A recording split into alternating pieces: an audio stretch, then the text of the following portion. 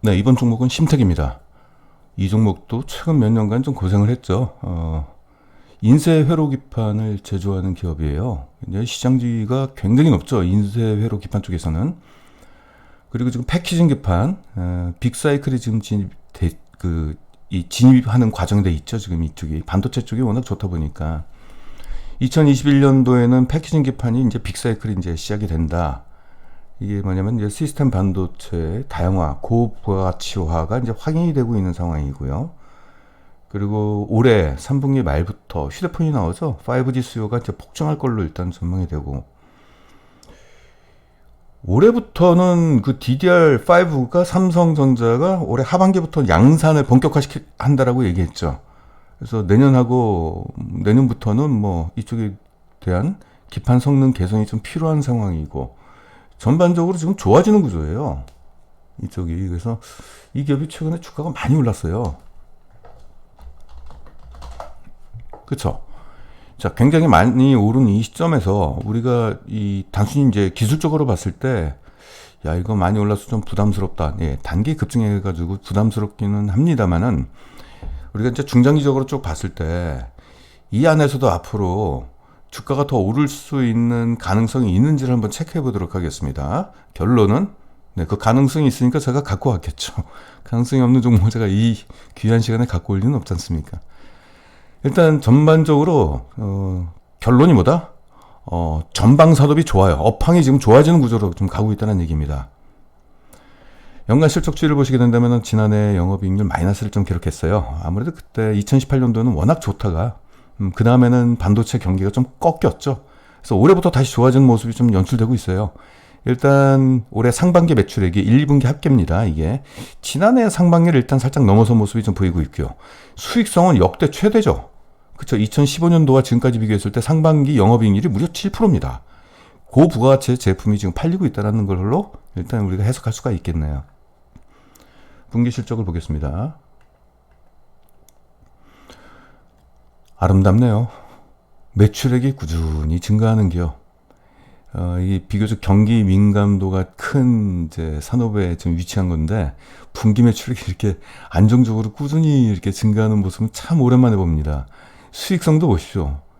지난해 1분기 때는 마이너스 10%였는데, 네, 지난해 3분기 때 턴어라운드를 좀 기록하면서 계속적으로 성장하는 모습이 보이고 있고, 올해 2분기는 1분기에 비해서 수익성이 2배로 좋아졌습니다.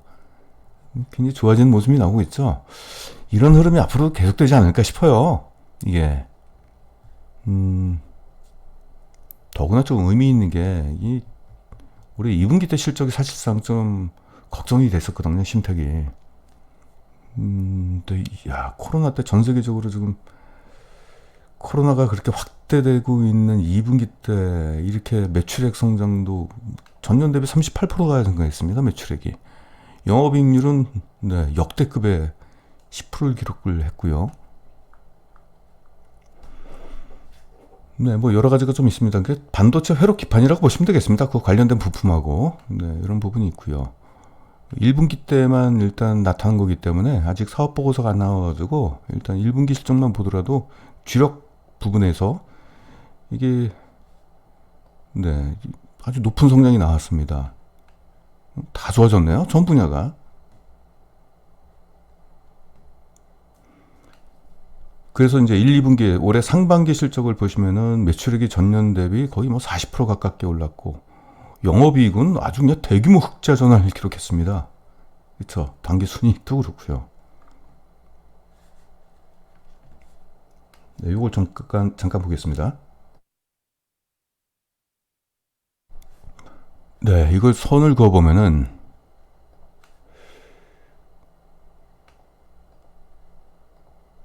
갑자기 선을 그어보고 싶네요. 워낙 네, 이런 모습이 보이네요. 그쵸? 대단하네요.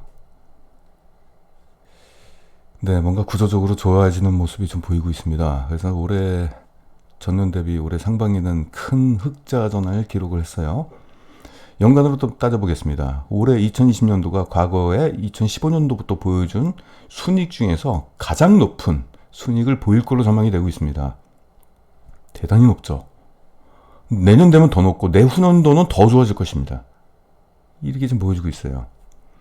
그러면 우리가 이 기업의 지금 올라간 주가는 단기 급증은 어떤 테마라든지 이제 이런 게 아니라 향후 성장성에 대한 어떤 기대감 내지는 낙관 이런 것 때문에 매수세가 굉장히 크게 나왔던 걸로 좀 보여주고 있어요. 그래서 단기 주가가 급등한 것은 사실입니다만은 단기 급등이 이해가 됩니다. 그럴 수밖에 없는 거죠.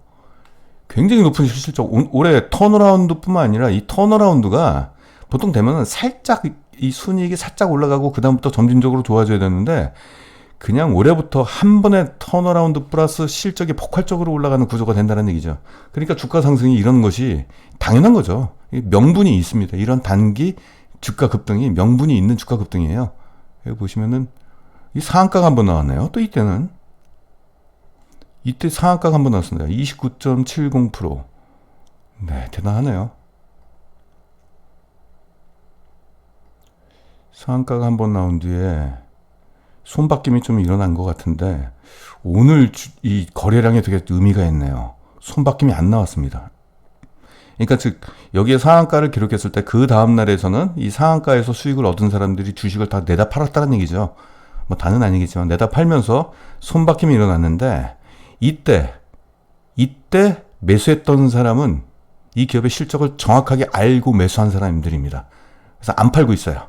꽉 쥐고 있어요. 그래서 오늘 주가도 5%가 올랐고 거래량이 없잖아요. 꽉 쥐고 있다는 얘기죠.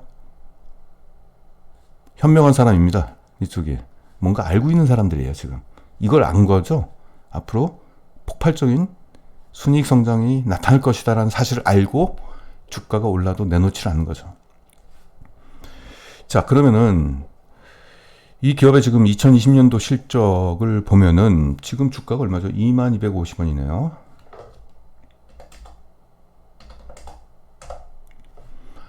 그러면은 PR이 올해 예상되는 PR이 9.5입니다. 내년은 6.5로 뚝 떨어져요.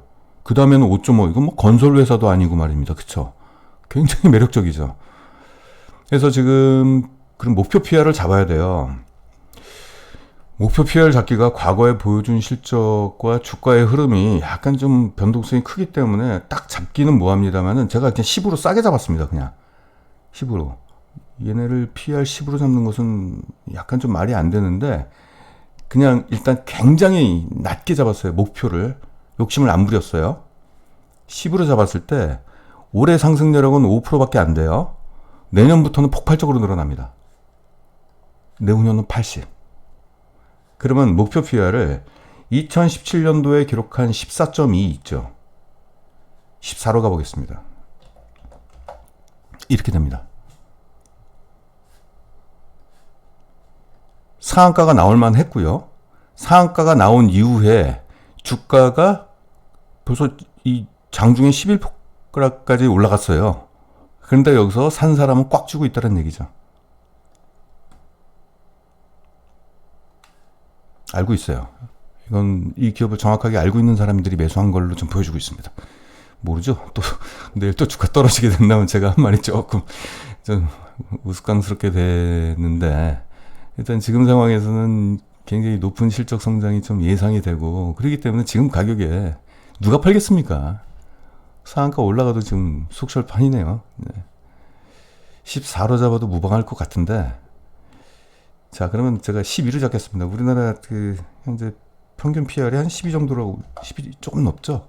12 정도로 봤을 때도 그래서 이 기업은 좀 오래 들고 가시는 것을 좀 권고해 드릴게요. 이 정도 열매를 따시려면은 내년 1년 정도까지는 들고 가셔야 되겠죠.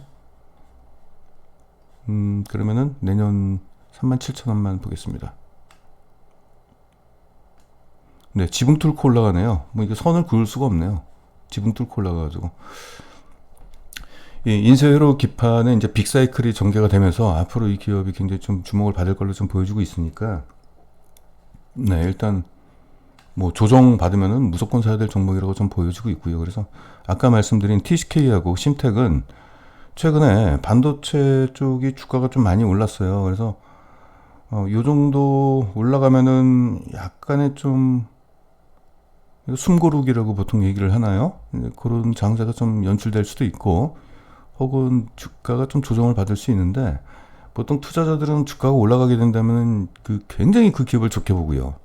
주가가 조정을 받게 된다면 굉장히 또 나쁘게 보죠. 그러니까 심리적으로 자꾸 움직이는데, 그렇게 된다면 안 돼요. 그래서 이 기업의 적정 실적과 향후 기대되는 가치 이런 것들을 봐가지고 이 기업의 적정 주가라는 것을 항상 기억해 두셔야지, 심리에 의해서 좋다라고 주가 올라갈 때 추격 매수하고 떨어지면 손절하고 이런 주식 투자에 그냥 실패 사유죠. 그런 식으로 투자하면 안 됩니다. 그래서 일단 적정 가치를 좀 기억을 해 두셨다가 주가가 떨어지면은 남들과 다른 양상, 남들은 두려움 때문에 공포 때문에 주식을 내다 팔지만 그때 차가운 가슴으로 주식을 매수할 수 있는 일단 그런 기회가 있었으면 좋겠습니다. 네, 오늘은 여기까지 하겠습니다.